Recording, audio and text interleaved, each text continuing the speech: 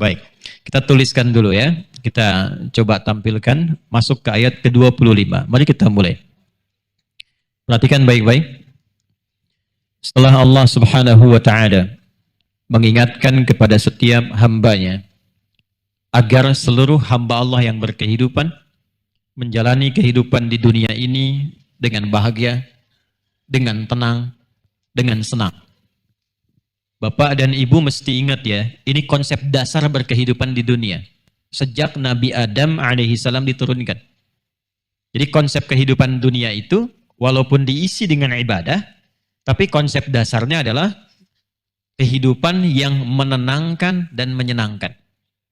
Itu ada di Quran surah kedua, Al-Baqarah, di ayat ke-38. Kita sekarang baru masuk 25. Insya Allah 13 ayat lagi kita masuk ke situ. Jadi saat Nabi Adam alaihissalam dan Sayyidah Hawa alaihissalam diturunkan untuk memulai misi kehidupan di bumi, kalimatnya itu dibuka dengan dasar jaminan Allah tentang bagaimana nuansa kehidupan di bumi itu bisa dijalani dan dirasakan bila ditempuh dengan cara yang benar. Qulna bitu minha jami'a fa imma ya'tiyannakum minni huda faman tabi'a hudaya fala khaufun 'alaihim wala hum yahzanun. Maka kami firmankan, kata Allah dengan keagunganku, Adam dan istrimu turun. Misi kalian sekarang dimulai di bumi. Bersamaan dengan turunnya itu, aku sertakan petunjuk berkehidupan. Jadi turunnya manusia berkehidupan itu disertai dengan kurikulum hidup, bukan mandiri. Dan itu nanti setiap generasi akan ada kurikulumnya. Dan ditugaskan nanti seorang rasul untuk membimbing manusia mengikuti kurikulum hidup itu. Jadi sejak Nabi Adam turun, kata Allah, fa imma ya'tiyannakum minni huda, bersamaan dengan kalian turun itu, aku sertakan petunjuk berkehidupan. Aku berikan kurikulum hidup. Faman tabi'a hudaya, siapa yang mengikuti kurikulum kehidupan ini, maka aku jamin, kata Allah, fala khaufun 'alaihim wala hum yahzanun. Di setiap etapa kehidupan yang ia lalui, aku akan berikan pendampingan berupa la khaufun, tidak ada kegelisahan. Tidak gelisah itu artinya tenang. Wala hum yahzanun, dan tidak diliputi kesedihan. Tidak diratapi kesedihan. Tidak sedih itu artinya apa? Senang. Jadi konsep dasar hidup di dunia itu adalah tenang dan senang. Jadi ketika Anda di sini, senang. Ketika Anda di sana, senang. Di sini, di sana, di mana-mana. Nah itu. Bukan cuma hatinya, pikirannya, fisiknya, segalanya. Cuman syaratnya satu, ikuti petunjuk hidupnya. Anda di kantor kan ada aturan. Ya kan? Ikut aturan, bagus kan? Nilainya bagus, fasilitas bagus, gajinya naik, segalanya diberikan. Anda ikut aturan Allah, apa yang Allah tidak punya? Dan ini Allah langsung menjamin. Sepanjang mengikuti petunjuknya. Karena itu semua petunjuk dan kurikulum hidup yang Allah berikan kepada para nabi untuk dibimbing dan dijelaskan, itu nama pokoknya sama, hudan. Saya pernah terangkan kan dulu ya. Zaman Nabi Adam disebut hudan. Zaman Nabi Musa, lompat dikit lah biar cepat, disebutnya hudan juga. Nabi Musa diberikan kitab namanya apa? Taurat. Taurat itu fungsinya menjadi hudan, kurikulum hidup. Quran surah ke-17 Al-Isra ayat yang kedua. Wa ataina Musal kitaba. Dan dengan keagunganku diberikan kepada Musa alaihissalam kitab namanya Taurat. Wa ja'alnahu huda li bani Israel. Dan di dalam Taurat itu ada kurikulum kehidupan. Untuk siapa? Umat di masa itu. Generasinya Nabi Musa. Apa nama umatnya? Bani Israel. Nanti zaman Nabi Isa ada Injil. Injil itu isinya apa? Hudan. Fihi hudan. Kata Allah di surah Al-Ma'idah. Di dalam Injil itu juga ada hudan. Cuman nama setiap nabinya dibedakan kitabnya untuk menunjukkan kekhususan di setiap generasinya. Karena setiap generasi itu karakteristiknya beda-beda. Zaman Nabi Musa karakternya nggak sama dengan zaman Nabi Isa. Keadaannya tidak serupa. Karena itu diberikan kurikulum sesuai dengan keadaan hidupnya. Sesuai dengan karakter umatnya. Yang terakhir, Nabi terakhir, untuk generasi terakhir sampai kehidupan manusia, kitabnya pun disebut hudan. Namanya dibedakan untuk menunjukkan perbedaan dengan kitab-kitab sebelumnya yang menunjuk pada perbedaan generasi. Nabi Muhammad SAW diberikan kitab namanya apa? Al-Quran itu secara pokok fungsinya disebut dengan hudan. Al-Baqarah ayat 185. Syahrul Ramadan alladzi unzila fihil Qur'an hudal linnas. Nah, karena itu kita akan keluarkan di antara hudan itu apa yang membuat kita bisa bahagia, tentram dan nyaman sampai kita kembali kepada Allah Subhanahu wa taala. Al-Baqarah ayat 25. Mohon izin saya lambatkan uraiannya. Yang kedua, saya ingatkan ngaji dengan kami mesti agak sabar. Karena kita mengurai sedikit agak detil setiap hurufnya. Bismillahirrahmanirrahim. Quran surah kedua ayat 25. Di mushaf standar paling kanan sebelah atas ya, untuk menyamakan. Kita tuliskan dulu. Sebagiannya dulu sedikit, setelah itu kita i'rab dulu ya, untuk menemukan kedalaman makna setiap huruf Al-Quran serta posisinya yang merangkai setiap katanya. Bismillahirrahmanirrahim. Wa basyiril ladzina amanu. Basyiril ladzina amanu. Wa amilus salihati.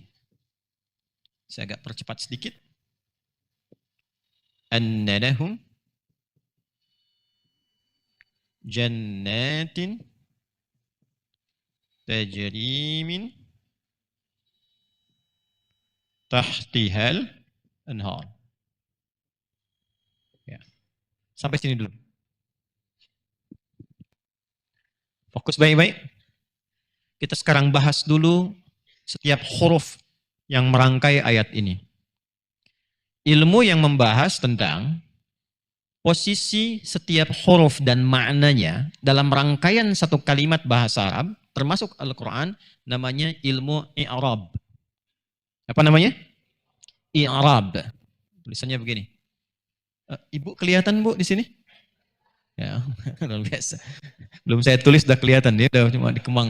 Luar biasa jamaah kita itu. Al-i'rab. Ya. Ya, i'rab. Asalnya dari kata araba, untuk menghilangkan segala kesulitan, keasingan, diterangkan maknanya supaya paham. Yuk kita mulai dari satu-satu setiap hurufnya. Wa di sini apa? Catat dulu referensi kitabnya. Jadi kalau nanti ngaji yang bisa bahasa Arab, mau tahu referensinya nanti bisa mendapatkan kitabnya. Nanti lain waktu kalau saya kesini lagi, saya tunjukkan nih maksud kitabnya. Kitab pertama aja yang paling lengkap satu aja. Ya. Mughnil Labib. Mughnil Labib an Kutubil A'arib. Mughnil Labib an Kutubil A'arib.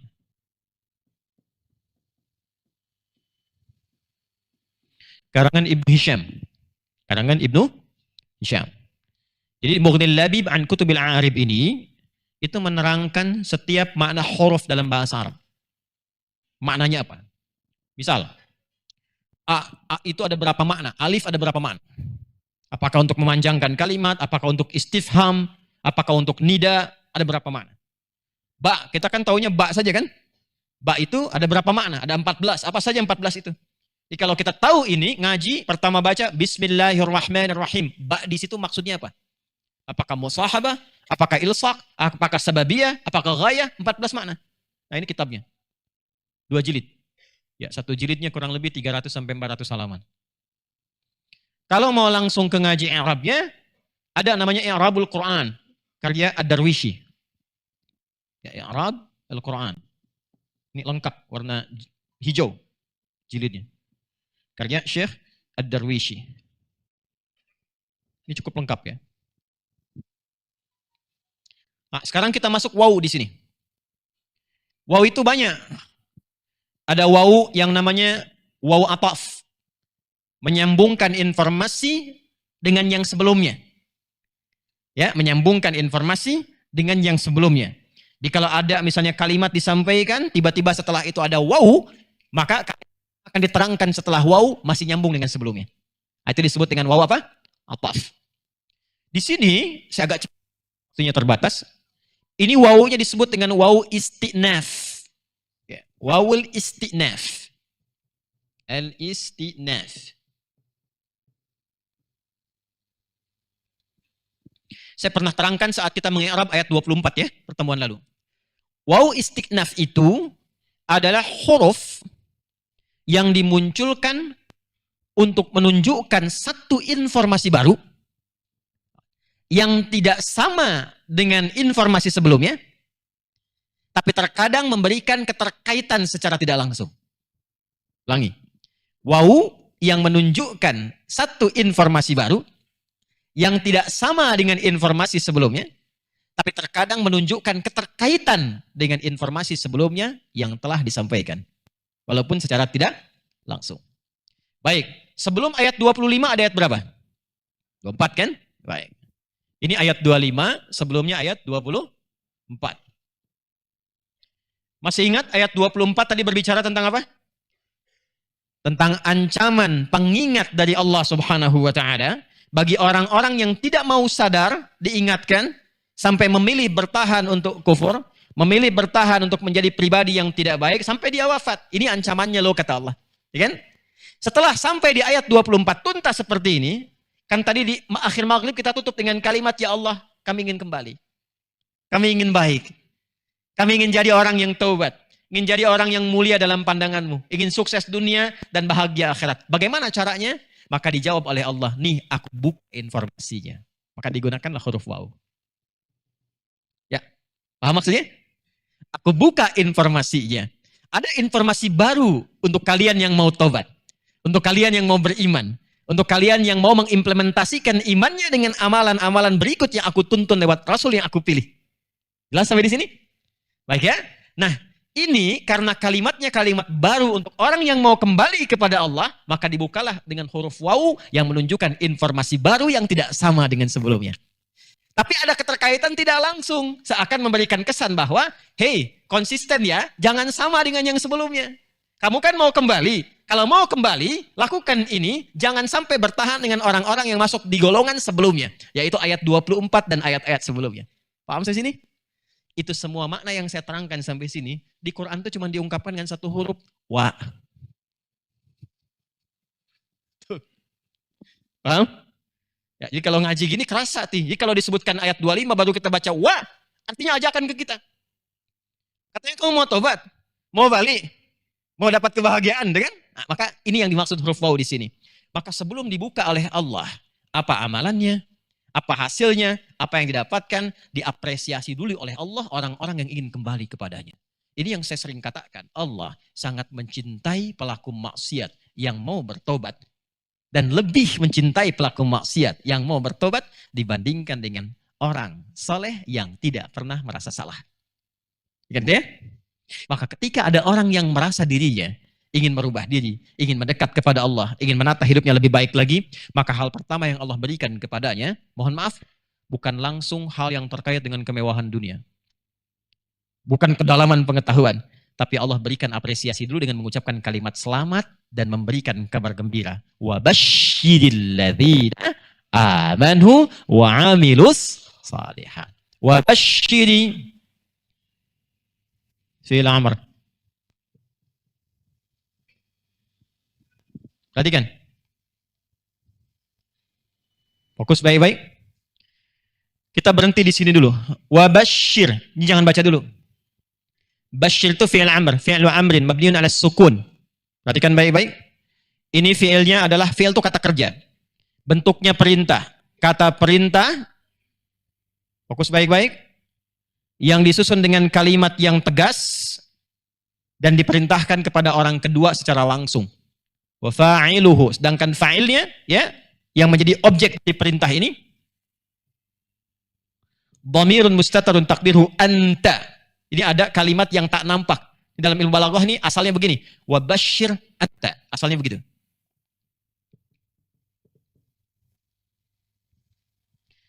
Anta itu apa artinya? Kamu. Ingat ya, saya berikan rumus cepat ya. Ini rumus cepat bonus bahasa Arab nih. Kalau ada A, biasanya laki-laki. Kalau I, biasanya perempuan. Ingat ya. A, apa? Laki-laki. I, anta, ta, kamu laki-laki. Kalau ingin rubah ke perempuan, ujungnya ganti dengan i. Anti. Jelas? Jazakallah khair. Laki-laki. Terima kasih, semoga Allah berikan pahala untukmu, laki-laki. Ke perempuan, jazaki. Ingat ya? Kalau ke perempuan, jazakillah. Laki-laki, Kasih Ustaz, ceramahnya sangat menyentuh sekali. Jazakillah khair. Lah. Ya, kalau anta pakai apa? Laki, anti, perempuan. Jadi setiap ada i, nanti kalau ngaji bahasa Arab, belajar ilmunya, kita bisa paham. Kenapa perempuan identik dengan i? Karena i itu kasrah. Ya, kasrah itu menunjuk sesuatu yang pecah, yang kecil, yang lembut. Kasrah zujaj, kacanya pecah sampai muncul pecahan-pecahan yang kecil, terasa lembut. Karena perempuan lekat dengan kelembutan, halus, suaranya minimal lebih kecil dibanding laki-laki, makanya pakai kasrah. Jelas ya? Jadi kalau antum nginap intikaf di sini, pulang jam 3, depan pohon ada gak usah lari, tunjuk kasrah ya, gitu ya. Anta asalnya begini, wabashir anta. Anta di sini kamu laki-laki. Kira-kira kalau Allah perintahkan, perintahnya kepada siapa? Kalau menunjuk kamu, pada siapa? Rasulullah sallallahu alaihi wasallam. Bukankah Nabi diperintahkan oleh Allah membimbing kita? Menerangkan Quran? Membawa kita pada kebaikan? Karena itu asal kalimatnya begini, wabashir anta ya Muhammad sallallahu alaihi wasallam. Saking Allah mencintai orang tobat, saking Allah mencintai pelaku maksiat yang mau tobat, bahkan orang ingin mendekat kepadanya, sampai dengan terhormat diperintahkan Nabi Muhammad sallallahu alaihi wasallam untuk menyambut orang tobat itu dan memberikan kabar gembira kepadanya. Itu nanti kalau masuk ke ayat 223 kita akan temukan kalimat innallaha yuhibbut tawwabina wa yuhibbul mutatahhirin. Allah tuh sangat cinta dengan orang tobat. Di saking cintanya dengan orang tobat sampai Nabi Muhammad SAW diperintahkan oleh Allah kepada setiap hamba yang mau mendekat kepada Allah, ya Muhammad SAW berikan kabar gembira pada orang itu. Yang diperintahkan itu Rasul terbaik, orang paling mulia, lahir di tempat mulia, tingkat adabnya paling mulia, akhlaknya paling mulia, paling dekat dengan Allah. Orang yang paling mulia ini diperintahkan oleh Allah memberikan kabar gembira kepada setiap hamba yang ingin merubah hidupnya supaya lebih dekat dengan Allah Subhanahu wa taala. Apa kalimatnya? Wabashir, dan berikanlah kabar gembira hai Muhammad sallallahu alaihi wasallam. Paham sampai sini? Jadi maksud saya begini, kalau sampai Nabi diperintahkan untuk menyampaikan berita kabar gembira ini, maaf ya, berarti istimewa. Kan? Istimewa. Siapa yang tidak menginginkan mendapat kabar gembira dari Nabi sallallahu alaihi wasallam? Anda dapat kabar gembira dari kantor di telepon, sampai bahagia ngundang kawan makan bersama. Sekarang Allah perintahkan pada Rasulullah memberikan kabar gembira. Maka, maaf, sangat disayangkan dan sangat tercela kalau tidak ada yang merespon seruan dan kebahagiaan itu. Teruskan. Siapa yang diberikan kabar gembira ini? Kita belum ngaji maknanya ya. Kita baru ngaji setiap susunan kalimatnya. Alladzina amanu. Alladzina amanu, kurang lebih di Quran disebutkan sebanyak 89 kali. Alladzina, ini sendiri yang ini. Perhatikan baik-baik. Disebutkan sebanyak 1080 kali dalam Al-Quran. Kata alladzina. Ini disebut dengan isim mausul. Kata sambung yang menunjukkan kepada objek tanpa batas. Siapapun. Jadi kalau sudah menggunakan alladzina, mau laki-laki, mau perempuan, mau besar, mau kecil, mau kaya, mau cukup, mau hebat, pintar, biasa, tercakup di dalamnya. Jadi ternyata, saking sayangnya Allah, Rahman dan Rahimnya kepada hambanya, itu diberi kesempatan yang sama setiap hambanya. Kata Allah, Muhammad SAW, berikan kabar gembira kepada semuanya tanpa kecuali. Siapa yang ingin dekat denganku? Siapa yang ingin rahmatku? Siapa yang ingin merubah? Siapa yang ingin meninggalkan kebiasaan buruk ya kata Allah? Berubah menjadi lebih baik. Berikan kabar gembira kepada mereka, siapapun tanpa kecuali. Dan kalau tidak disebutkan kapan kejadiannya, siapa objeknya secara spesifik, maka kaidah berlaku dalam ilmu asbabun nuzul di ulumul Quran. Al-ibaratu bi'umumil lafzi la bi khususis sababi. Maka hukum dan hikmah itu berlaku umum tanpa dibatasi oleh sebabnya. Artinya apa? Kalau ayat ini turun di era Nabi Muhammad SAW, tidak disebutkan kapan kejadiannya, siapa tokohnya, maka isyarat ayat itu ditunjukkan kepada setiap generasi tanpa kecuali sampai kehidupan terakhir. Kenapa? Karena perbuatan yang dialami di masa lalu mungkin terjadi di masa depan. Contoh sederhananya begini, maaf. Kalau dulu ada orang tobat, pernah maksiat tobat. Orang sekarang ada nggak yang pernah maksiat mau tobat? Halo? Ada. Tunjuk diri kita masing-masing, apa nggak pernah salah? Jangan tunjuk orang lain. Ini kan mukanya jelas sekali tuh. Ini kan? Ya? Muka salah nih. Itu. Pasti ditemukan. Ada nggak orang yang ingin dekat dengan Allah? Nggak harus maksiat. Pasti ada kan? Macam-macam ekspresinya. Ada yang tahajud, ada yang ke masjid, ada yang baca Quran. Intinya pengen dekat dengan Allah. Ada kan? Maka ayatnya berlafaz umum untuk memberikan kesan di setiap kesempatan dan setiap generasi. Seakan-akan berbunyi begini. Muhammad SAW. Sampai kapanpun, sampaikan pada umatmu. Viralkan. Di setiap generasi. Siapapun yang ingin dekat padaku. Mendekat denganku. Yang ingin taubatkah? Ingin meningkatkan kedekatannya kah? Berikan kabar gembira pada mereka tanpa kecuali. Siapa orang-orang yang mendekat kepada Allah itu? Walaupun tanpa batas, laki-laki, perempuan, besar, kecil, tua, muda, dan sebagainya. Ternyata hanya satu golongan. Kalau tidak dapat di golongan ini, mustahil kita bisa dekat dengan Allah Subhanahu wa taala. Siapa golongan itu? Wa basyiril ladzina amanu. Ini dia. Bagi orang-orang yang telah menetapkan untuk beriman kepada Allah. Jadi iman itu mahal. Iman itu nanti yang menjadikan parameter pertama serta dorongan pada diri kita untuk mendekat kepada Allah. Jadi kalau nggak ada iman tuh nggak mampu kita mendekat. Pengertian terbaliknya, kalau ada orang mengaku muslim jauh dari Allah, berarti menunjukkan imannya sedang lemah. Karena itu iman itu selalu menjadi standar. Jadi kalau kita ngaji Kitabul Iman di Al-Bukhari itu ada 97 topik. Topik keduanya namanya Kitabul Iman. Satu kitab Bad'il Wahyi, yang kedua Kitabul Iman. Nanti di Kitabul Iman itu ada 57 hadis. Jadi kalau satu saat kita ngaji Al-Bukhari, ya, urutannya begini nih Al-Bukhari itu. 97 topik sesuai dengan kurikulum hidup kita. Di situ ada semua tuh dikeluarkan. Makanya namanya itu bukan Sahih Al-Bukhari. Namanya Al-Jami' Sahih Al-Musnad Al-Mukhtasar min umuri Rasulillah sallallahu alaihi wasallam wa sunanihi wa ayyamihi. Itu namanya. Coba ulangi. Al-Jami' kitab komprehensif. As-Sahih isinya saya sudah riset sahih. Al-Musnad semua informasinya bukan rekayasa saya, tersambung pada Nabi SAW. Al-Mukhtasar isinya nggak bertele-tele, ringkas padat, tepat pada tujuan. Min umur Rasulullah SAW, ini isinya semua kegiatan Nabi SAW yang mampu saya kumpulkan. Wa sunanihi dan kumpulan sunnah-sunnahnya, wa ayyamihi dan kebiasaan beliau sehari-harinya. Dihimpun oleh beliau hadis ini, dikumpulkan menjadi 97 topik. Sesuai dengan kebutuhan hidup kita. Di topik keduanya ada namanya Kitabul Iman. Berisi 57 hadis. Nanti urutannya ayatnya dulu, judul besarnya, baru kemudian hadisnya. Di antara sekian hadis itu ada kalimat Nabi berbunyi, Al-imanu yazidu wa yantaqis. Atau kama qala Rasulullah SAW. Yazidu bil ta'ati wa yantaqisu bil ma'siyah. Kadang orang yang sudah mengaku beriman pun imannya bisa naik turun. Terasa tidak?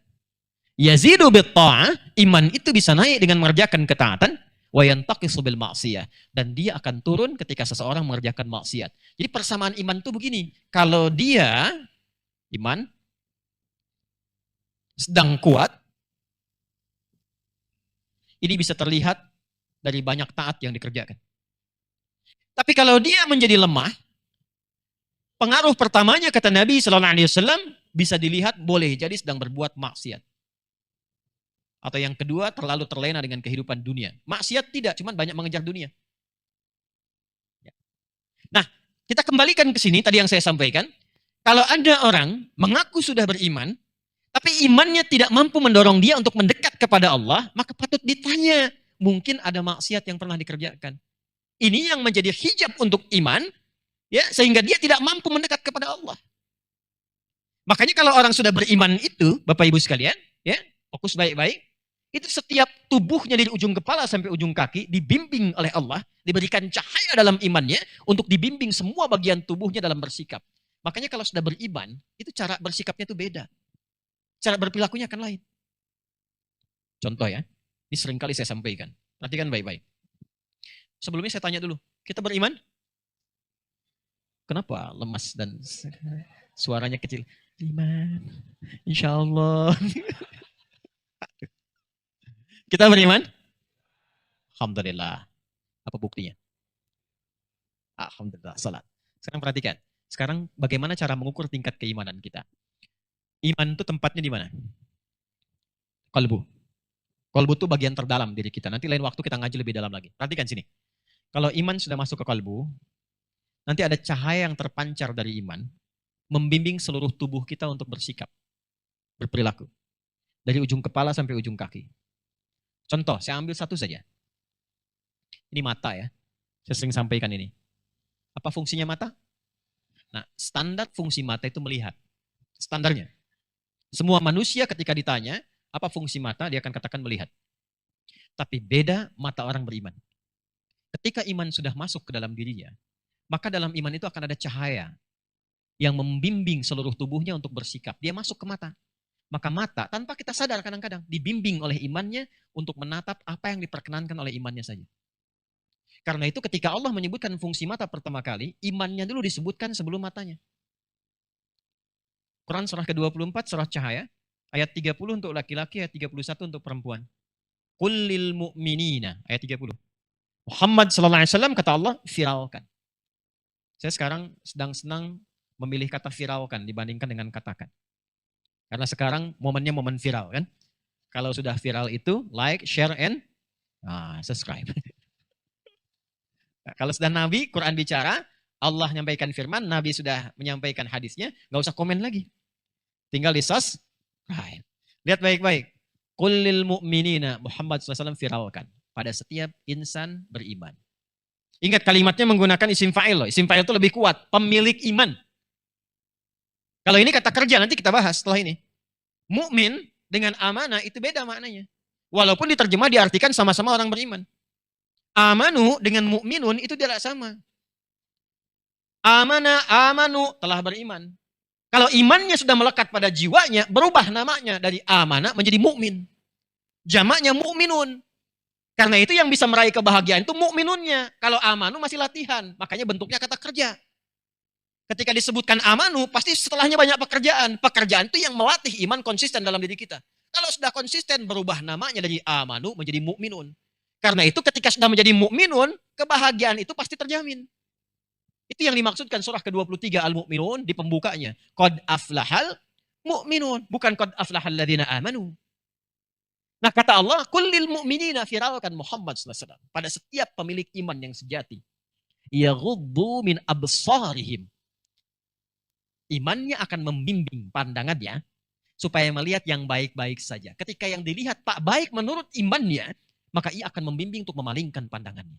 Di ghaddul basar itu bukan tidak melihat, tapi memalingkan pandangan dari yang tidak layak dilihat menurut imannya. Dan itu maaf, ukurannya itu akan sama semua bagi setiap insan beriman. Gak akan beda. Semakin kita meningkatkan amal saleh, semakin dekat dengan Allah, itu cahayanya semakin kuat. Makanya hal-hal yang bertentangan dengan hukum Allah, yang dekat dengan maksiat, yang tidak disukai Allah, itu jangankan didekati, dilihat aja nggak mau. Ya. Buka handphone, pengen lihat kajian. Terus muncul gambar yang tidak elok. Itu nggak usah disuruh, nggak usah diminta, imannya langsung bilang palingkan. Dipalingkan dulu tuh. Ya. Terus dia kadang-kadang dia, astagfirullahaladzim. Kan? Dibuang tuh. Kenapa ketawa? Seringnya kan istighfar tapi nggak paling kan, astagfirullahaladzim. Astagfirullah. Gak bagus nih Ustaz Umar nih, astagfirullah nih. Tapi dilihat. Jadi itu otomatis itu. Ya, jadi gak akan mau. Ini hal yang paling sederhana, paling basic sekali. Tapi kalau dibawa ke kegiatan kita, antum jangankan disuruh korupsi. Disodorin proyek yang gak jelas aja, antum gak mau lihat. Kalau benar-benar beriman. Makanya Nabi mengatakan, la yasrikul mu'min indama yasrik fahuwa mu'min. Orang beriman tuh kalau benar imannya gak mungkin mencuri. Saat dia mencuri ada iman dalam dirinya, itu nggak mungkin. Karena kalau imannya benar pasti akan dibimbing, jangan lakukan itu. Keluar dari masjid ada sendal yang bagus, ya kan? Dipalingkan, jangan dilihat. Bukan punya kamu. Tapi kalau imannya lemah, apalagi tipis, jangan dihilangkan kesempatannya. Nah itu yang saya maksudkan. Insan beriman itu, kalau imannya sudah melekat betul-betul pada jiwanya, nanti ada cahaya. Membimbing dia, matanya ini yang dilihat. Perempuan juga begitu, karena ayat 31 untuk perempuan. Wa kullil mu'minati yaghdudna min absarihinna. Demikian pada insan beriman perempuan. Kalau benar-benar beriman, pandangannya akan dijaga. Turun ke lisan, dari mata turun ke lisan dulu, baru ke hati. Di sini. Ya. Lisan dulu di sini. Makanya ada yang kena dari mata, ada yang kena dari lisan. Laki-laki kebanyakan kenanya di mata, perempuan kenanya di lisan. Hati-hati ibu, terima telepon yang tidak jelas tuh. Ya, atau terlalu meminta petunjuk ustadz, tapi nggak pernah konsultasi dengan suami, hati-hati juga tuh. Ya, harus balance. Bali, turun ke lisan. Contoh kedua, Quran surah 49 Al-Hujurat. Ayat 11 sampai dengan 12. Imannya dulu. Ya ayyuhalladzina amanu la yasra qaumin qaum. Selanjutnya apa? La yaghtab ba'dukum ba'da. Jangan saling mencela. Jangan bikin hoax. Jangan bergibah. Jangan menyakiti orang lain dengan lisannya. Itu kalau benar beriman. Sekarang tanyakan, yang basic itu sudah nampak belum dalam kepribadian kita? Jangan-jangan ngaji Quran, ikut ta'lim, tapi lisannya masih sulit dikontrol. Ada yang masih senang mencela, ada yang masih senang merendahkan. Sekarang lisan pindah ke tangan tuh. Sekarang agen untuk bicara itu, juru bicaranya pakai tangan. Itu sudah diisyaratkan di surat Yasin. Al-yawma nakhtimu ala afwahim. Fatukallimuna aydihim. Wa tashhadu arjuluhum bima kanu yaksibun. Nanti tangan yang bicara. Sekarang udah ditunjukkan di dunia. Tangannya sekarang bicara, lisannya emang diam. Cuman statusnya di media sosial, nyelekit banget. Aku nggak nyangka ya, dia memang begitu. Nah, nyangka tuh. Orang yang mengatakan tidak nyangka, dia sedang nyangka sejatinya itu. Ini yang saya gambarkan. Jadi kalau kita sudah beriman, benar-benar imannya, itu ada cahaya. Sampai ke ujung kaki. Kalau sudah nyampe ke kaki itu sudah lain namanya. Itu bukan beriman biasa. Itu disebut hamba Allah yang paling penyayang. Makanya ketika pindah ke surah Al-Furqan, ke surah ke-25 itu, nanti kita akan sampai ke situ. Ini kan baru ayat 25, surah kedua. Nanti ketika masuk ke surah 25 di surah Al-Furqan, langsung disifati oleh Allah langsung ke kakinya. Wa ibadur rahmanil ladzina yamshuna 'alal ardi hauna wa idza khatabahumul jahiluna qalu salam. Hamba Allah yang Maha Penyayang itu, ya, yang punya nilai kasih yang dalam, yang baik, yang mulia, itu dari jalannya aja kelihatan kata Allah. Sampai ke kaki itu masih disifati. Dari ujung kepala sampai ujung kaki. Nah, latihan untuk bisa meningkatkan cahaya iman itu. Karena iman seperti sinyal. Anda kalau nelpon, kan di handphone itu di atasnya ada sinyal 1, 2, 3 kan? Berapa bar ya? Sampai 5 kan? Di ujung kanan sebelah atas kan ada sinyal kan? 1, 2, 3, 4, 5. Kalau kurang sinyal bagaimana? Kalau hilang sinyal terkoneksi tidak? Tidak. Sinyal lemah bisa bicara tidak? Terus putus.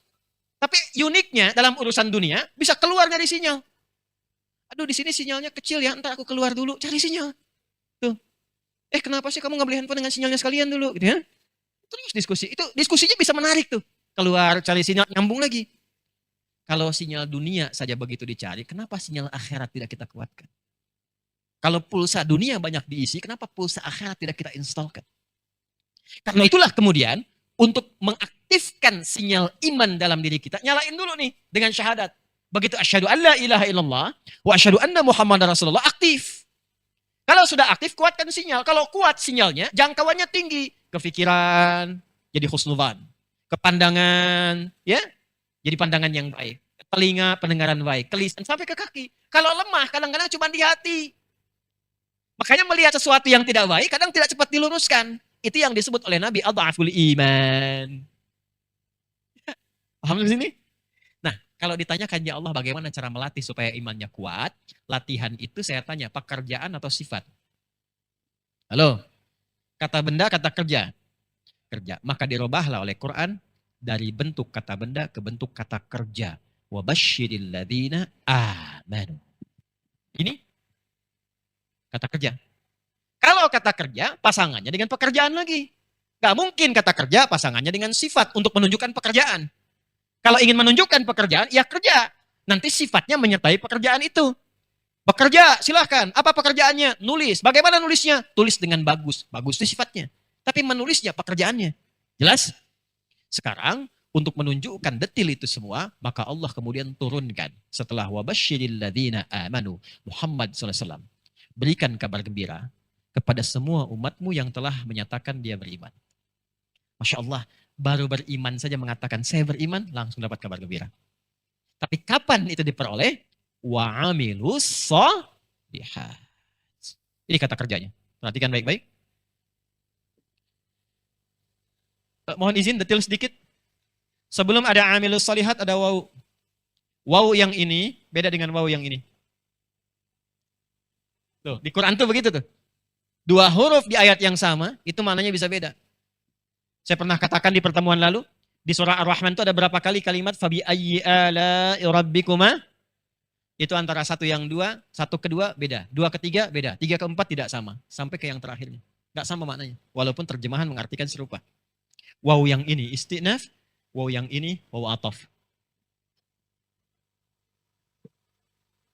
Ataf Tadi saya sampaikan di awal, menunjukkan dua kalimat yang saling berkesambungan dan dua makna yang saling berkaitan. Nggak bisa dipisahkan. Jadi kalau salah satu hilang, maka maknanya nggak akan tercapai. Salah satunya hilang, tujuannya tidak akan sampai. Jadi seringkali para ulama menjadikan dua kalimat yang disertai huruf ataf di tengah-tengahnya, ada dua informasi, informasi A, informasi B. Tengah-tengahnya ada wawu. Itu sering diilustrasikan dengan dua sayap burung atau dua sayap pesawat terbang. Saya mau tanya, kalau salah satu sayap burung bermasalah, bisa terbang nggak? Tidak. Maka ini pun sama. Di sini ada iman, di sini ada amal. Tengah-tengahnya waw ataf. Seakan-akan memberikan kesan bahwa iman dan amal nggak bisa dipisahkan. Satu kesatuan. Jadi kalau orang beriman, imannya benar, pasti beramal. Amal itu sekaligus menunjukkan parameter iman, apakah sedang kuat atau lemah. Itu keterkaitannya. Jadi kalau imannya kuat, lihat amalnya. Amal bagus, iman bagus. Amalnya tipis, ini menunjukkan imannya rendah. Paham sampai sini? Maka kita kembalikan ke makna ayat yang pertama. وَبَشِّرِ الَّذِينَ آمَنُوا وَعَمِلُوا الصَّالِحَاتِ. Muhammad SAW viralkan. Berikan kabar gembira kepada semua hambaku, semua umatmu yang ingin kembali kepadaku. Pertama, dengan komitmen beriman. Kalimat iman ini mengajak golongan kedua. Di ayat 6 dan 7. Bukankah golongan kedua disebut dengan innalladzina kafaru sawa'un alaihim a'anzartahum am lam tunzirhum la minun. Maka kalimat iman di sini itu sekaligus tafsir detil dari ayat yang ke-6, menunjuk kepada orang-orang yang kufur pun masih diberi kesempatan oleh Allah sampai ujung nyawanya di kerongkongan untuk mau beriman. Kurang baik apalagi Allah. Kenal Firaun? Nah, tahu namanya aja gitu ya. Baik. Firaun itu kan saya sering katakan, maaf, makhluk paling zalim yang dilestarikan dalam Al-Quran. Yang diabadikan bukan hanya namanya, Pak. Dan ingat ya, itu bukan nama asli, itu gelar. Yang melekat pada satu jabatan, Raja Mesir, Faraoh. Bahasa Arabnya Firaun. Ini memberikan pesan kepada kita, hati-hati dengan jabatan. Kalau tak mampu mengelola, bisa berpotensi menjadi zalim. Maka ditunjukkanlah sebuah kisah dan solusinya, itu indahnya Quran. Saya mau gambarkan gini aja lah. Maaf ya. Firaun itu satu-satunya makhluk di muka bumi yang lantang mengatakan dan mengaku sebagai Tuhan. Dan diabadikan kalimatnya di Quran. Ana rabbukumul. Nanti ada lagi Namrud yang kedua di kisah Al-Baqarah itu. Ya, di ayat ke-258 sampai 259. Alam tara ilal ladzi haja Ibrahim. Tapi Firaun lebih daripada itu. Langsung mengatakan, ana rabbukumul a'la. Saya Tuhan kalian yang paling agung. Satu-satunya makhluk di muka bumi dan di lisannya mengaku Tuhan. Dan belum pernah sampai sekarang saya dengar ada manusia mengaku Tuhan. Di KTP sih ada orang namanya Tuhan tuh. Di KTP pernah saya lihat tuh. Ya kan? Ya kan? Pernah ya? Ada yang tulisannya Tuhan kan? Itu kalau dibaca cepat jadi aneh tuh. Ya Tuhan. Tuh. Ya, tapi nggak ada orang ngaku. Orang paling sekarang, semaju-majunya sekarang, paling banter ngaku nabi. Nabi. Ya, pernah sih ada malaikat Jibril yang ngaku pernah malaikat tuh LE kan? Ya, dan pernah minta izin gubernur terdahulu di Jakarta untuk mendaratkan malaikat Jibril di Monas tuh. LE. Tangkap polisi. Alhamdulillah kita dukung ya. Polisi kita jangankan teroris, malaikat ditangkap tuh ya. Diberikan pembinaan, telah meninggal. Ya, beberapa waktu lalu. Tapi paling tinggi pengakuannya malaikat Firaun, aku Tuhan. 2, hobinya bunuh orang. Disampaikan akan ada seorang bayi yang kemungkinan mengganggu singgasandamu, keluar dekrit. Apa dekritnya? Dampingi seorang ibu yang tengah mengandung oleh satu prajurit, bekali langsung dengan pisau. Ya, kalau Anda baca ada Al-Bidayah wa Nihayah karya Al-Imam Ibnu Katsir. Ya, Anda kalau buka di jilid yang kedua, ya, di halaman 10 paling kanan sebelah atas itu. Itu dikisahkan bagaimana perjuangan ibundanya Musa alaihissalam menghindari kejaran dan intel-intelnya Firaun pada saat itu yang siap mengeksekusi. Jadi perintahnya jelas. Nanti diabadikan di Al-Baqarah ayat 49. Wa idz najjainakum min ali fir'aun yasumunakum su'al adzab. Disebut oleh Quran sebagai seburuk-buruknya hukuman, seburuk-buruknya siksaan. Dampingi kalau lahir perempuan, bebaskan. Tapi kalau lahir laki-laki, sembelih langsung di hadapan ibu yang baru melahirkannya. Dan cara menyembelihnya pakai dzabaha. Dzabaha itu jatuhkan dulu, sembelih. Ya, makanya Nabi mengatakan idza dzabhtum fa ahsinu dzibah untuk hewan. Kalau kalian menyembelih hewan sembelihan, ya seperti sapi, kerbau, kambing, dan sejenisnya, kan dijatuhkan dulu ya. Jatuhkannya yang halus tuh, makanya ada tekniknya. Tapi unta tidak menggunakan kalimat zabaha, digunakan kalimat nahara. Fasalli lirabbika wanhar. Nahara itu menyembelih tanpa menjatuhkan. Makanya unta nggak dijatuhkan, unta tuh langsung dalam berdirinya. Tapi kayak kambing, kerbau, dan sejenisnya, jatuhkan dulu, itu baru disembelih. Kalau menjatuhkannya kencang dan digorok berkali-kali, itu menggunakan tasydid. Dzabbaha yudzabbihu. Saking bencinya Fir'aun, kalimatnya di Quran dilupiskan dengan kata dzabbaha yudzabbihu. Yudzabihuna abna'akum. Kalau benar lahir laki-laki, banting ke bawah, gorok berkali-kali di hadapan ibu yang baru melahirkannya. Itu kita kalau ngajinya tuh, menggunakan pendekatan itu. Kejamnya luar biasa. Yang ketiga, sifatnya itu cepat marah. Dan kalau sudah marah, taruhannya nyawa. Saya nggak suka dengan rambut orang gitu. Pisahkan kepala dari badannya. Jadi bukan nyuruh-nyukur, Mas. Untung antum gak hidup zaman Firaun tuh. Alhamdulillah. Bukan disuruh dicukur, pisahkan kepala dari badannya. Makanya Nabi Musa itu sebelum berangkat kan doa dulu, minta sama Allah. Diabadikan di surah Taha. Rabbi syrahli wa yassirli wahlul 'uqdatam yafqahu. Ya Allah, lapangkan hatiku. Kenapa minta dilapangkan? Takutnya kalau nggak lapang cepat tersinggung. Orang kalau hatinya sempit, ya orang bertindak sedikit saja kan marah kan? Musa itu kan statusnya Nabi alaihi salam. Kalau Nabi marah, keluar kalimat dikit, ini nyebelin, ya Allah mati aja sekarang, meninggal Firaun. Gak ada hikmah. Gak ada hikmah dakwahnya. Karena itu minta Rabbi syrahli wa yassirli, karena tahu Firaun itu pemarah. Dan kalau sudah marah itu luar biasa. Maaf ya, Fir'aunnya Firaun. Catat kalimat ini. Fir'aunnya Firaun. Mengaku Tuhan, hobi bunuh orang, tindakannya kejam, tetap diberi kesempatan untuk beriman. Tetap diberi kesempatan untuk beriman. Dan indahnya cara mengajaknya. Si Fir'aunnya tetap diperintahkan oleh Allah, Nabi Musa alaihissalam, bukan hanya beliau, bahkan pendampingnya Nabi Harun alaihissalam. Fir'aunnya diutus dua nabi. Dua nabi, Musa dan Harun. Bagaimana cara datangnya? Surah Taha.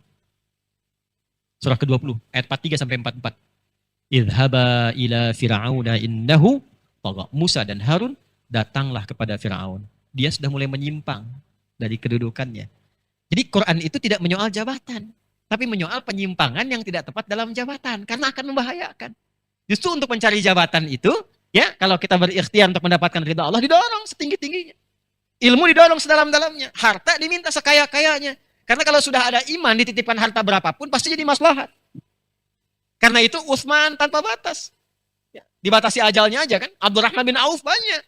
Semakin banyak dititipi, semakin banyak amal solehnya. Itu falsafahnya. Hikmahnya demikian. Makanya kan Abdurrahman bin Auf itu bukan hanya kesolehannya, masuk surga itu karena amalan hartanya. Kan kaya itu ada 3 kan. Kaya banget, kebangetan kayanya.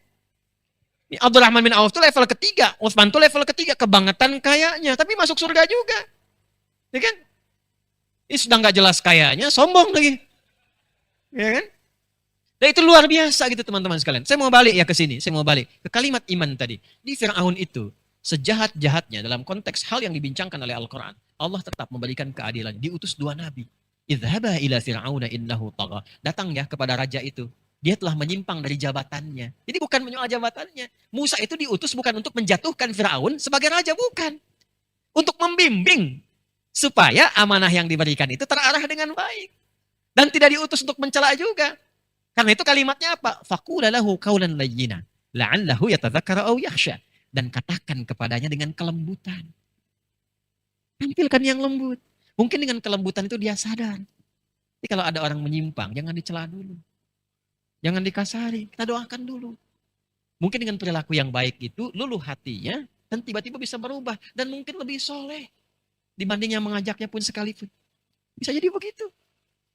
Termasuk mohon izinnya, mohon maaf nih kalau di komplek ini pun, saya yakin mungkin tidak semuanya muslim semua. Boleh jadi ada yang non-muslim. Ya, maka bergaul dengan baik. Dalam konteks dunia jangan dibedakan. Bersikap yang baik. Kalau ada makanan dibagi, ya. Olahraga sama-sama, tunjukkan kemuliaan sebagai muslim, sakit dijenguk, jenguk. Ya, bawa buah, bawa makanan terbaik. Bapak, terima kasih perhatiannya baik sekali. Bukan baik, Islam yang memerintahkan saya begini. Kalimat itu yang dimunculkan pertama kali. Jangan dibawa ke pribadi. Memang saya dulu juga biasa begitu. Makanya saya dipilih jadi RT di sini, Pak. Dari dulu memang saya begitu. Nah, itu nggak masuk. Kita itu umat dakwah. Ud'u ila sabili rabbika bil hikmah. Sampaikan Islam memerintahkan saya begini. Besoknya kok terasa agak parah penyakitnya misalnya, pesankan ambulan, antar ke rumah sakit, dampingi di situ, carikan dokter terbaik, bantu, koordinasi, sampai ke jiwanya kalimat itu. Ya, ada yang kurang makanan, datangi berikan makanan. Atau tidak diminta pun, Anda masak bagi, jangan sampai kebauan, wanginya aja, ya kan? Anda masak misalnya opor ayam, baunya sampai ke situ, tapi nggak dibagi, begitu keluar candain Anda. Kayaknya tadi enak bawa makanannya, emang enak sih, cuman sayang ente kafir. Bukan begitu caranya. Anterin. Pagi Pak, pagi. Ini masak istri nih, cobain ya. Ya rasanya sih saya enak, gak tahu kalau Bapak seleranya. Opor ya. Insya Allah baik banget. Enggak, saya baru baca Quran, diminta berbagi. Oh, baik lagi. Besoknya kan dia sudah mulai ngetok lagi. Assalamualaikum. Bisa salam tuh. Ya. Mau balikin panci Pak. Oh ya makasih banyak, enak banget tuh. Terus mau nanya lagi, apakah hari ini Quran juga merintahkan berbagi lagi? Bagi, berikan kebaikan dan seterusnya. Nah, kalau itu bisa dilakukan, maka naik status di hadapan Allah Subhanahu wa taala. Pribadi yang biasa ini menjadi orang-orang yang istimewa dan layak diberikan kabar gembira kalau dia konsisten. Makanya saya katakan, maaf ya, hidayah Allah itu mahal. Fir'aun itu Fir'aunnya tetap diperintahkan 2 orang nabi sampai ke ujung tenggorokannya. Cuman sayang bengalnya itu nggak diambil peluangnya. Jadi saya sering katakan, sebetulnya itu kalau kita mengaji Quran, kita akan temukan semua mendapatkan hidayah. Saya tuh agak kurang sepakat kalau ada misalnya kalimat begini, dia tidak mendapatkan hidayah. Saya kurang sepakat sebetulnya. Yang ada itu dia tidak mengambil hidayah itu. Kalau di bahasa Arab kadang ada majas, kiasan. Sebetulnya hidayah itu diberikan oleh Allah. Bukan nanti di surah Al-Ankabut, di ayat terakhir. Walladzina jahadu fina lanahdiyannahum subulana. Orang-orang yang serius menempuh jalan untuk mendapatkan hidayah dari kami akan tunjukkan jalannya. Di hidayah itu sebetulnya diberikan. Cuman mau diambil atau tidak. Sebagai contoh gini, antum pulang kerja, lewat masjid Babu Taubah misalnya depan itu. Lewat situ. Terus dengar suara adzan, Allahu Akbar, Allahu Akbar. Lihat orang ke masjid. Ya, pertanyaan saya, kok bisa antum lewat situ? Bisa saja antum lewat jalan yang lain. Kok bisa pas lihat orang mau pengajian? Itu hidayah. Mahal. Mahal sekali. Buka YouTube, pengen lihat sinetron. Ya, yang kelihatan muncul pertama justru taklim. Yang kelihatan justru potongan-potongan pengajian. Kenapa bisa Anda mendapatkan itu hidayah? Karena itu, orang-orang yang berkehidupan, itu selalu diberikan kesempatan oleh Allah sampai penghujung hidupnya untuk kembali menjadi baik. Itu yang menjadikan saya selalu mengatakan, soleh itu hak setiap orang. Soleh itu hak setiap orang. Kalau ada orang yang terlihat kurang baik, maka bantu dia menjadi baik. Bukan diperdalam keburukannya, sehingga dia tidak menemukan jalan untuk kembali. Jelas? Oke. Yuk, pelan-pelan. Sebentar ya. Kita, maaf, sampai jam berapa kita? Wah, sampai jam 12 boleh. Silakan ya, saya 8:30 selesai, antum sampai jam 12 boleh. Ya. Tapi di sini Masya Allah saya dapat informasi DKM, yayasan bahkan sudah menyediakan rumah dakwah di belakang. Ya, dan rumah dakwah yang digunakan juga untuk dakwah transit Ustadz, dan saya dengar juga termasuk jamaah yang jauh-jauh tuh juga difasilitasi bisa istirahat di sini ya. Terus ada juga makanan untuk yang buka puasa saya dengar tuh ya. Kita kan biasa puasa ya, pas Kamis kalian buka itu ada disediakan tuh. Alhamdulillah, mudah-mudahan berkah ya. Pak ya. Nggak tahu yang nggak puasa boleh ngambil atau itu ya. Yuk, agak dalam dikit, agak dalam ngajinya. Sekarang sampai ini aja dulu. Sampai wa'amilus salihat. Wabasyiril ladzina amanu wa'amilus. Sampai sini dulu. Yuk, sekarang kita mulai masuk ke tafsirnya. Yang tadi apa Ustadz? Mukadimah. Ya. Tadi pengantarnya, sekarang baru masuk ke tafsirnya. Bismillahirrahmanirrahim. Wabasyir. Kata wabasyir dari kata basyara yubasyiru tabsyiran.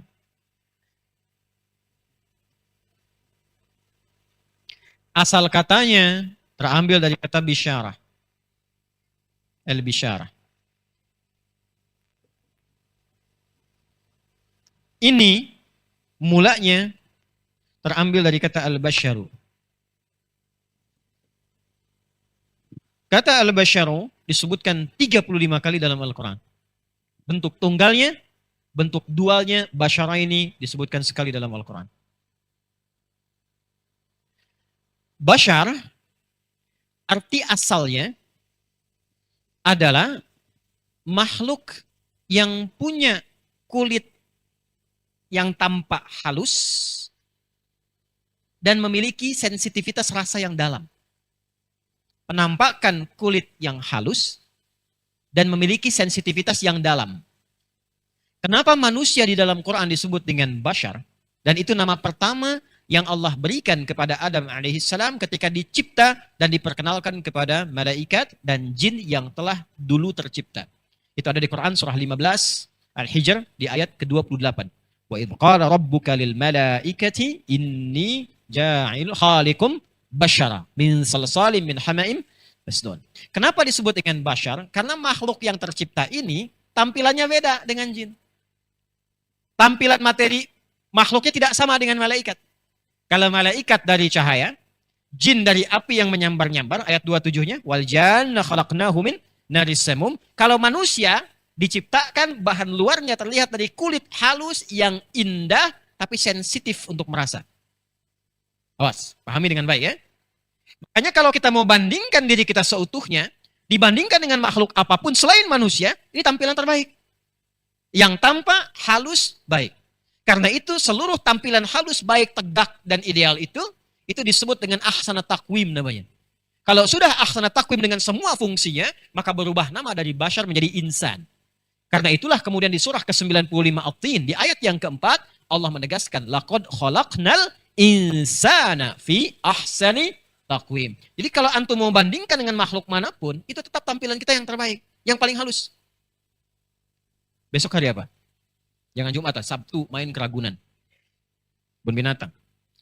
Antum absen, ya, dari mulai gajah ke monyet ke badak ke macam-macam, bandingkan kulitnya dengan kulit antum. Bandingkan tampilannya dengan tampilan antum. Tidak ada yang terbaik kecuali yang Allah ciptakan untuk kita. Paham? Tapi yang kedua, ini punya indera sensitivitas yang dalam. Makanya ini indera perasa yang paling kuat. Kulit itu. Ya, merasakannya tinggi. Dan termasuk di sini ada kesenangan, ada kebahagiaan, termasuk juga bisa nampak ekspresi-ekspresi ketidaksukaan, keburukan, bahkan dosa. Kalau antum menggigil yang pertama terasa. Di luar kulit kan begini kan? Dari luarnya kan begini kan? Yang merasakan apa? Indera perasa kulit. Makanya ketika seseorang pendosa nggak mau tobat masuk neraka, yang pertama dibakar itu kulitnya. Sampai hangus, habis, dimunculkan kembali kulitnya. Itu nanti ada di Quran surah keempat. An-Nisa di ayat ke-56. Innalladzina kafaru bi ayatina sawfa nuslihim nara kullama nadijat juluduhum baddalnahum juludan ghairaha liyadzuqul adzab. Kulitnya dulu, kenapa? Kalau kulit yang nggak ada, itu melemah nanti rasa sakitnya. Kalau ada yang dicambuk di tempat yang sama di sini, cambuk, kulitnya terkelupas, maka sakitnya tidak akan sakit yang pertama, cambukan pertama. Kenapa? Karena kulit terkelupas. Nggak akan seperti yang pertama. Nggak percaya, coba aja ntar, bisa di sini. Di tempat yang sama akan berkurang sakitnya. Ya, apa bahasa Ukrainanya? Baal ya. Ya, udah mulai nggak terasa tuh. Ya, tapi kalau tumbuh kembali, rasanya sakit. Nah, termasuk ekspresi kesenangan, kebahagiaan, kenyamanan. Ya, bukankah anak-anak ketika dibelai, disentuh pasangan demikian, ada rasa kebahagiaan, kenyamanan? Maka Allah seakan memberikan kesan. Kenapa kata basyara yang digunakan di sini? Allah memberikan kesan bahwa berikan berita gembira, saking gembira dan bahagianya akan terasa sampai ke kulit dan jiwa-jiwanya. Itu maksudnya. Akan aku balas ketaatan itu. Amal soleh itu keimanan yang dia lakukan saat di dunia. Akan aku berikan semua kenikmatan saat di akhirat sampai terasa bukan hanya ke kulitnya, tapi bagian jiwanya yang paling dalam. Itu maksudnya. Karena kulit bagian sensitif untuk merasakan sesuatu. Ya, bukankah ketika panas rasanya sampai ke dalam kan? Dingin rasanya sampai ke dalam kan? Nanti orang yang konsisten dengan perintah dan petunjuk Allah akan diberikan kenikmatan yang mengalir dari kulit sampai bagian dalamnya. Itu maksudnya. Untuk siapa itu? Alladzina amanu wa amilus. Ini sudah saya sampaikan, sekarang yang ini. Setelah saya terangkan ini, saya akan undang syekh kita sudah sampai dan kita akan undang ke depan. Perhatikan. Allah tidak mengatakan wa fa'alus salihat, tapi Allah menyampaikan wa amilus. Ada perbedaan antara amal dengan fa'al. Ini al-amalu, ada al-fi'lu. Perhatikan baik-baik. Saya langsung ke amal saja. Karena tamunya sudah datang, kita juga bisa hormati nanti. Amal dalam bahasa Arab tidak disebutkan kecuali menunjuk pada perbuatan yang akan dipertanggungjawabkan. Karena itu pekerjaan formal dalam bahasa Arab sekarang disebut amal. Ma'amaluka. Apa pekerjaanmu? Kenapa disebut amal? Karena setiap apa yang dikerjakan dilaporkan, dimintai pertanggungjawaban. Maaf, ada yang kerja di perusahaan ya? Ya kan? Atau bahkan di toko, ada kan? Pekerjaannya diawasi nggak? Dilaporkan nggak? Dimintai pertanggungjawaban nggak? Itu bahasa Arab disebut dengan amal namanya.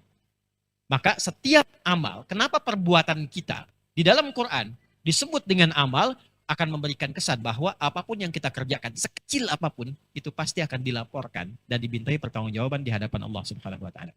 Sekecil apapun. Yang baik ditampakkan, yang buruk pun akan terlihat. فَمَنْ يَعْمَلْ مِثْقَالَ ذَرَّةٍ خَيْرًا يَرَهُ وَمَنْ يَعْمَلْ مِثْقَالَ ذَرَّةٍ. Nah, ketika di sini digunakan kalimat amal, itu memberikan satu pelajaran besar kepada kita. Ini agak mahal, karena kalau ngaji kitab tafsir, beberapa yang ada sekarang belum tentu dapat ini. Harus agak dalam, perhatikan. Kalau amalan kita ingin berkualitas, ini, dan didorong oleh iman, kenapa menggunakan kata amal di sini? Memberikan isyarat kepada kita, rasakan saat beramal soleh itu, amal kita akan dipertanggungjawabkan di hadapan Allah. Kalau setiap kita mengerjakan perbuatan dan merasakan diawasi Allah, dan merasakan akan dipertanggungjawabkan di hadapan Allah, maka itu yang akan menjadikan kualitas amal kita bertambah dan mendapatkan penilaian baik sisi Allah Subhanahu wa taala. Contoh gampang gini, kalau mau bicara yang jelek, rasakan pembicaraan kita didengar dan diawasi Allah.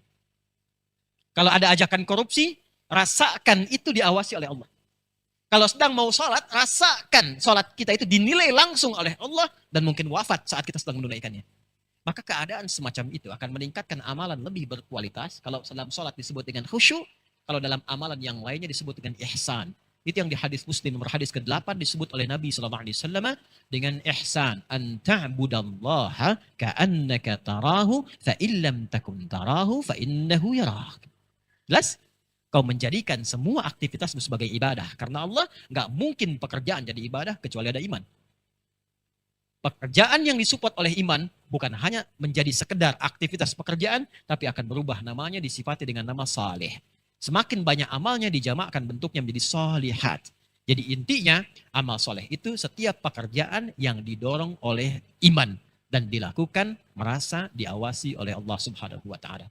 Dari sini saja dulu secara singkat. Yuk bikin kurikulum. Sebenarnya sampai sepekan kita ketemu lagi. Sepakat nih hari ini aja. Jangan sampai memandang kecuali pandangannya menjadi soleh. Siap? Rasakan saat melihat kita diawasi oleh Allah. Lihat tayangan di media sosial, kalau Allah nggak sukai, ganti channelnya. Palingkan. Bacaan-bacaan cek pulang ke rumah. Baju-baju lihat, terutama yang perempuan, Allah suka nggak itu? Ya, katanya ayahnya, anaknya pengen ke surga, pengen jadi anak soleh, solihat. Tapi perangkatnya nggak dikasih yang soleh. Bapak ibu berdoa, setiap selesai sholat, jadikan anak saya anak yang soleh ya Allah, yang solihah ya Allah, tapi Anda kasih pakaian yang tidak soleh. Auratnya terbuka, jauh dari Allah, ditempatkan di sekolah yang tidak mendekatkan diri pada Allah. Bagaimana bisa menolong dekat dengan Allah? Ya, perbaiki. Dari mata dulu.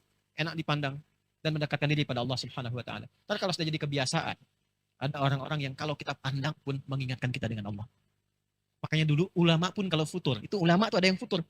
Ulama tuh kalau sedang futur, di antara obatnya, dia sering datang ke majlis syekh yang lain hanya untuk menatap saja, habis itu pulang. Ya, itu pulang. Ada kan orang-orang seperti itu ya?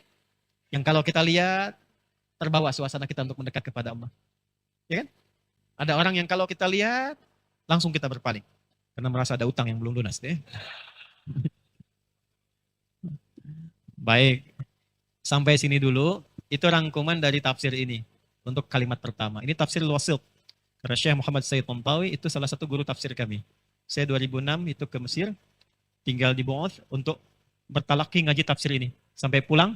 Saya kembali ke Indonesia. Terus ke Tripoli lagi. Syekhnya wafat. Ini Syekh Al-Azhar. Yang digantikan oleh Syekh yang sekarang Syekh Ahmad Al-Tayyib.